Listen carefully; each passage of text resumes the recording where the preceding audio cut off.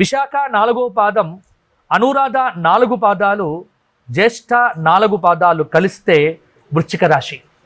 వృశ్చిక రాశి వారి ఆదాయం 8, వ్యయం 14, రాజ్యపూజ్యం 4, అవమానం 5.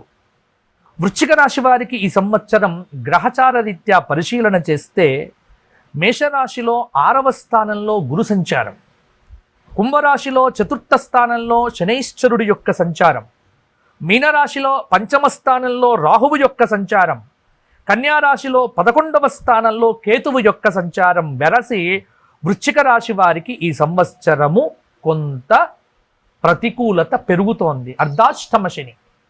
ఈ అర్ధాష్టమ శని అనేటువంటిది ఖచ్చితంగా ఇబ్బంది పెడుతుందమ్మా. అయితే కుటుంబ ఆర్థిక విషయాలు సంతృప్తినిస్తాయి. అలాగే రాజకీయ వ్యవహారంలో